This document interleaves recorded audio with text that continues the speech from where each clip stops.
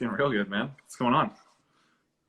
Was looking forward to this all day. I had all these like intense meetings, and then, Yeah. Thanks for giving me some time today, man. I appreciate it.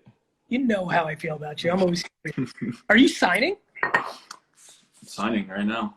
Let's go. Getting after it. How long does it usually take? Like, it's so funny. Like, obviously, where I sit on the sports card stuff and ended up being super historically correct on that. But as always, I always wonder, like, it's so crazy to be on the other side having guys signing. I was like, oh, you're a lefty? No, you got it backwards. I was like, yeah. I was like, how do you throw righty and right lefty? Got it. How long does it take you? Okay, so this is like, how many we have here? There's 700 stickers in here. So it's like yay big. You think it's not gonna be that big of a deal? You're like, what? It's like a 20-page paper maybe. They take like 2 hours at least, 3 hours maybe. I actually did a sports card for Topps a couple years ago. How many did you sign? I don't remember, so I don't want to make it up, but I remember it took. I was watching the NFL draft actually while I was doing it. Yeah. So we were in the conference room at Vayner. You weren't there in your Jets jersey? No, what was this? Now that we're in the business, it's a little weird, right? Like we want to be with our guys. You know how it is. Yeah, but I still would respect it if you were there in your Jets jersey because you were there. Yeah, I might just have to do that again. I miss those days. I might have to do that. You do. You and AJ. AJ can sneak by. I don't know if you can sneak by. Why don't, since I know there's there's like 3,000 plus people here, so a lot of people have come from my account. Mm-hmm. Why don't you talk about adversity? This is what I want to talk to you about. So you're like my favorite, and for many reasons, it's so fun to have, like, so many people don't know the truth about any people in the world. Right. And then there are people who know the truth about their relationships. So your circumstance and our relationship is like one of the more interesting things in my life, because I don't know if I've ever been more confident that, much like some of the stuff with sports cards and startups, I remember when we talked to Jordan and I watched a ton of film, and not that I'm an NFL expert, and then we spoke. I would love to hear your thoughts on my film. Dude, do you know the first person I signed was Alvin Kamara? Yeah, I remember that. I remember you told me that. Literally, we lost him during the process because we didn't really know what we were doing that first year. But literally, I watched YouTube videos. I was like, the backup running back at Tennessee is going to be a superstar. Oh. So, like, I think I actually am sneaky for a normal human, but that wasn't it. It was just who you were. I was so confident that you were, like, truly, completely built humanly to be QB1 in the NFL. I knew that, especially because I knew you weren't going to get drafted. I knew there was going to be a lot of serendipity would life give you the opportunity for you to get there. So you do. Like, it literally happens. Like, the thing that, like, undrafted QBs to truly be the starter in the NFL is, like, not a high percentage. Yeah. And then you can have a real injury this year. Yeah, a real one. So I'm really curious, because I think a lot of people who follow me come like me and you from adversity and have some success. I think because of what I do for a living, sports is not as high risk, and because I'm conservatively smart when I run businesses, I'm never going to have that major step back. Now, I can have health scare, my family can, that's real, but not in my craft. Yeah. Football's always scared me, because even if you're 100% right, you're playing such a violent sport. Take me through, obviously you get hurt, right away, right? When that Immediately, right. Yeah. And for me, I was devastated because I was watching in the background. I was with Xander, and then I got like 4 texts in a row, and I kind of looked back. And I hate the Giants more than breathing as a Jets fan, so I'm already pissed. Second of all, talk to me through the mindset of having all the perseverance to get to something a lot of people didn't think you could, and then to have a real life. I mean, you're still so young, but a real bump in the road to lose out on all those starting games. And, it was not just being hurt. It's the missed out opportunity that you could have played out this year. Like, what goes through a young man's mind through that? How do you, like, help people that are listening right now think that through? Yeah, I think you said a lot of things right there, but I think just kind of going back to it, when I was coming out for the draft, Brian and AJ and you were the only guys that wanted to sign me. If you remember that. I do. The only people that wanted to sign me, which is crazy. I was just telling him that. My guy right here. Don't worry about my box on the floor. I'm moving in. But But yeah, it's crazy. And I think it started back in college. You know, I was a top recruit coming out, obviously, and then I had struggles in college. And, you know, it's just at the end of the day, it's like a self-belief, you know, and there's major like downs about my story. There's parts of my time where I was super down and had very little self-belief. But, you know, people like you, people like Jordan Palmer, people like my family just like kind of kept pushing me to have like the self-belief, because it's, you look on TV today and like, I think especially in the sports world, it's like all these people on TV are trying to get like the clip on Twitter. You know, they're trying to say the most outrageous thing possible so they can advance their career, right? Yes, it's tearing down other people's buildings to build. Exactly. And they don't care about what they're saying or anything, because that's going to advance their career, right? I could say a bunch of names. I'm not going to say names, you know. Yeah, it's a lack of empathy and compassion where there's enough pain inside that feels like the right route to build on top of.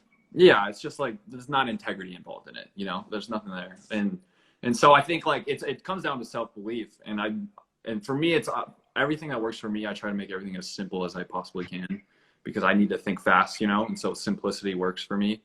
And so the way I put it, and I kind of put it into small like a phrase, is the people who quit make room for the people who don't quit.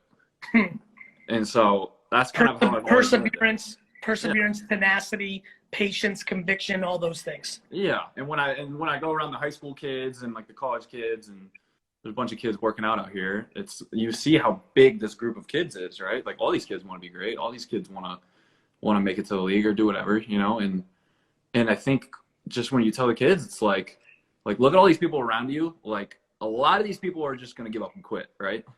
Like, are you willing to like not quit? Are you willing to like keep going? Because when you keep going, you're going to look to your right and someone's going to fall off. You're going to look to your left, you're going to see 3 more people fall off, you know? And it's just, I think I've kind of like experienced enough of that where I've seen me claw through some things, and I've experienced some things I had to claw through. And then I've seen some friends and some colleagues in the business like not claw through. Let's go the other route. And thank you so much for the kind words. You don't even know what it means to me to think about being part of your journey, because I do it for my audience, but this is so intimately, you know, a lot of people don't know the financial risks of agent life. Yeah, you know, 100%. Hard.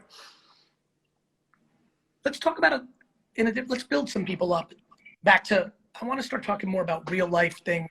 Everyone's making judgment of people they don't know. Let's talk about judgment of people you do know. Yeah.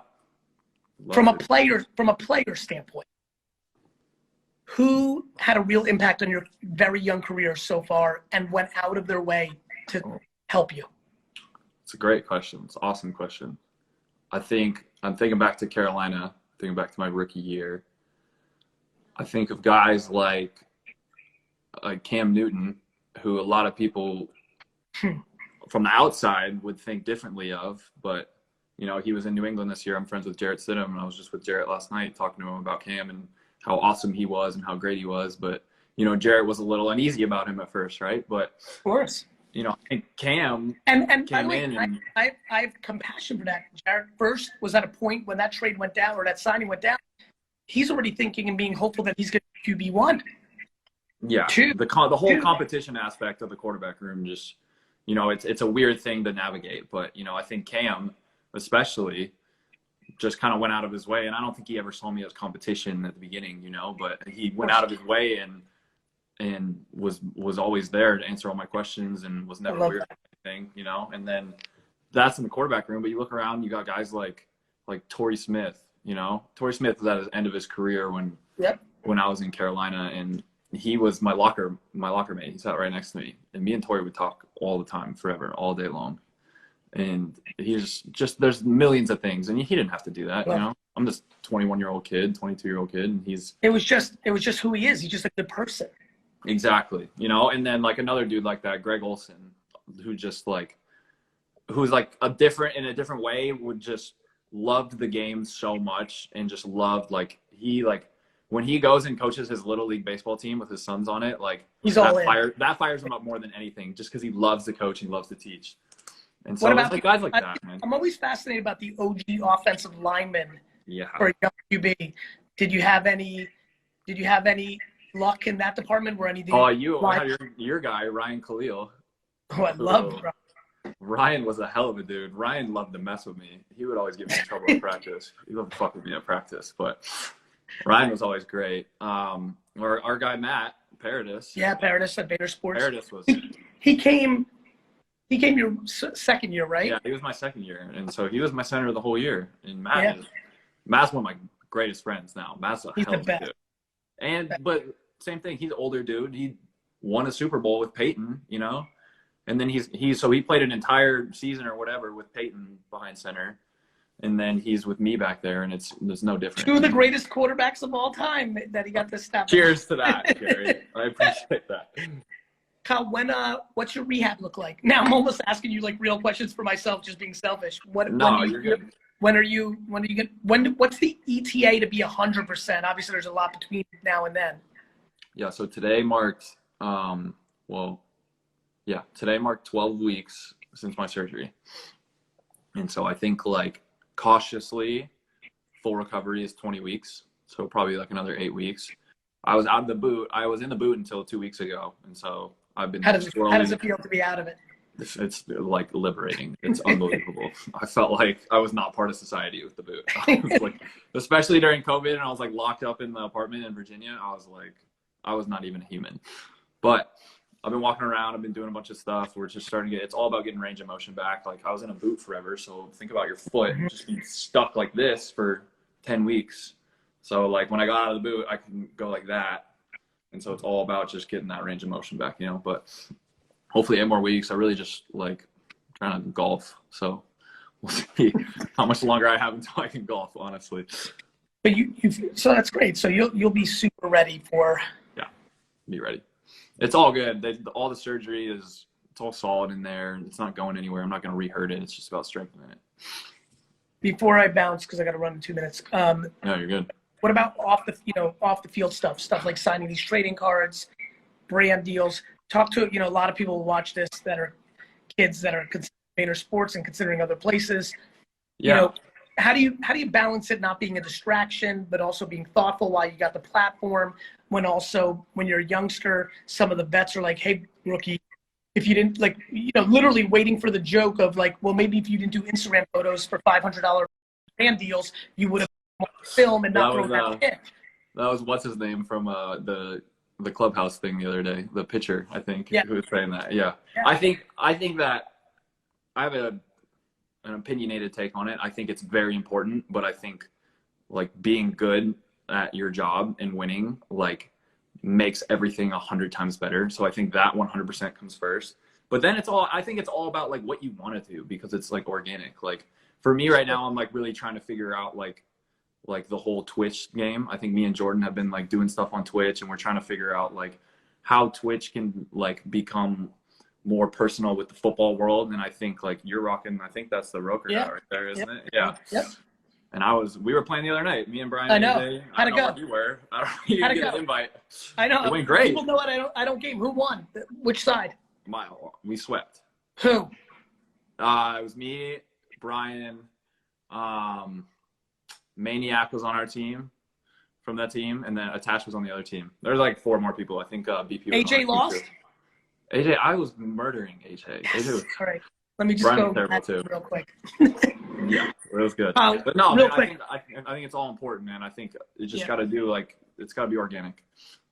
I got to run. Everybody who's following right now, please follow my man here, quarterback, Washington Football Club. Are you guys getting a mascot name this year? We'll see. I'm the wrong person to ask that question. Yeah. Let me come with some hard hitting questions. What do you think about? Let's save those for another time. I love you.